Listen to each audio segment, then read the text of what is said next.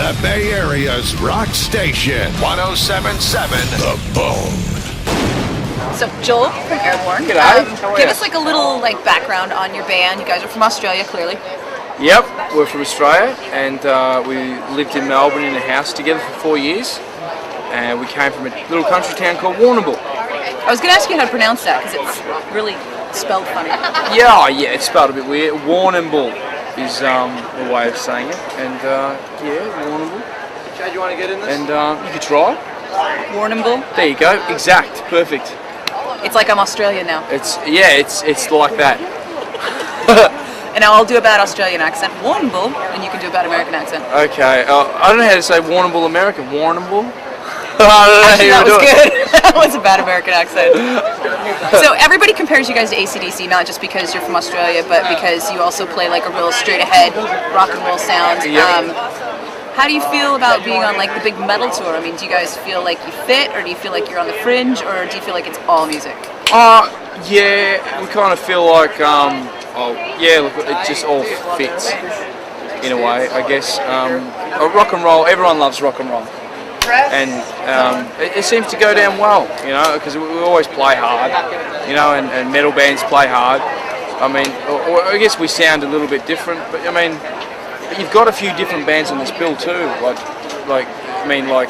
for example, Machine Head and Dragon Force are two very different bands, and then Slipknot, there's another different band. So you do have different bands of different kinds, but it's all about rocking. So you guys feel pretty comfortable? Yeah, pretty comfortable. It's good. It's the first American festival tour we've done. We've done a national tour, and now we're on a festival tour, and it's really good. So I read when you guys first moved to Melbourne that you had to walk all over town and put up flyers, and you guys worked really, really hard to get signed. Now is it a lot more comfortable? Well, we just basically worked to get gigs. We didn't really think about getting signed. It was not even a thing. And then it sort of came along. We're like, I guess you do have to put an album out, not just yourself, selling it at the merch stand for $10. We just used to put posters up ourselves and just try and get as many gigs, and we used to play like 1 gig a month. It was the biggest exciting moment of that month to get a gig. When we're on welfare and we've got no money and stuff, and we just nothing much has changed really, except we've got more gigs. But we used to just really try and get gigs as hard as we could, because you go to a big city, no one knows who you are. It's like going to a country for the first time, no one knows who you are. So you've just got to get gigs and do whatever it takes. So, aside from all the AC/DC comparisons and everything, how do you feel like your band sounds? I mean, how would you describe the music without having to be too comparative? It's a rock and roll band. We're an Aussie pub rock and roll band. I mean, we grew up with AC/DC and Rose Tattoo and the Angels and Motorhead and Iron Maiden, Metallica. Yeah, we're just kind of like, I guess it's we're a rock and roll band, and we just love rock and roll. It's the only thing we ever grew up with, and we'll listen to it until we die.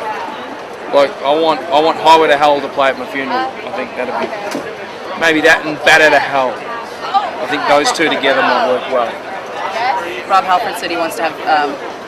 Which one was it? Do you remember which one Rob Halford said he wanted to have at his funeral?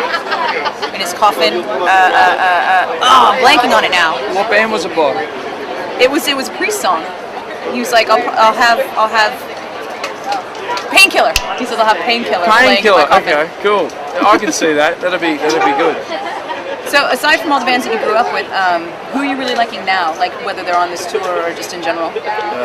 Springsteen.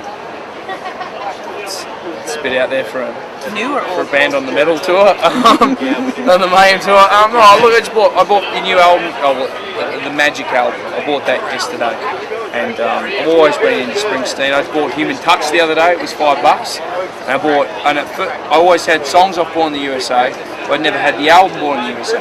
So I bought Born in the USA, and I bought Magic as well. And I've just been really getting into Bruce a lot. I've always gotten into Springsteen from an early age, but at the moment, the most recent CD I bought was Springsteen. But I mean, I'm always hunting for more. I'm waiting for the new AC/DC record. Motorhead have got a new record coming, I'm always listening to my favourite bands. But the latest album I bought was Springsteen. So with AC/DC putting out an album this year and all the comparisons and the touring and stuff, I mean, what are the odds that you guys would get to open for them next year? Well, look, I mean, if they gave us that chance, we'd be there pushing cases, pushing road cases and stuff, you know, setting up the lights or something. We'd just be there. I don't know. We'd be. I mean, is it anything you thought of, or? Oh yeah, you know, you always think about it. You know, like, I mean. You send in postcards too. Or anything? Well, what better band to support? Yeah, send big cases of cigarettes. You know, I know they like to smoke. But I mean, yeah, look, what better band to support? You know, I mean, they've got, like, they're just an industry. They're an institution is the right word. They're a rock and roll institution. They're like the Aussie Led Zeppelin, aren't they? Well, I mean, they're the AC/DC. That's what they are. They're AC/DC, and there's only one, and it's any band that gets to support them, I think, is it's very lucky, and you'd be very honoured and respectful to do it. So since you guys are kind of at the beginning of this album and touring for it and supporting it, or kind of like, I guess, the first midway through the whole cycle of putting out an album, what are you looking forward to for a new album? Oh, look, getting in, you know, just recording new albums is always a lot of fun, but just at the moment, just touring at the moment, and then getting out there as much as we can before we go back in and record another one. So do you think you guys will be through here again on like another headline tour or club tour, or do you think it'll be massive worldwide touring and then straight to the studio? Oh, look, we'll be on something through here again. I know, like, I mean, I remember to tour the US, you can't just tour it once. You've got to tour it a lot of times. I remember seeing this thing with Cinderella. Was saying that they toured once, and then third, then, you know, like, then fourth, and they just kept going and going, and then eventually they got it. But and any band. Eventually they got it right? Yeah, but, well, eventually they toured it enough times for people to go, oh, Cinderella, Shake Me, or Gypsy Road, or, you know, like, oh wow, I know that band. It just kind of takes a little while because there's so many bands. You've really got to just basically hammer away and keep hammering away, like, you know, like Motorhead. It's true, I did the exact same thing with your band. I was like, what? We did a promotion with them already? Really? Yeah. And then I remembered that we had, but like I couldn't make it to the promotion, so I missed it. That's what it is, you know. I mean, I'm making this one, I hope that makes up for it. Yeah, no, this is good. Right, cheers, Joel. Appreciate it, man. Cheers, thanks for having me. Anything else you want to say? Do you have the keys for this golf wagon? Yeah, they're that stupid, they're gonna leave the keys in the golf cart. Come on now. 107.7 The Bone. Streaming online at 1077thebone.com.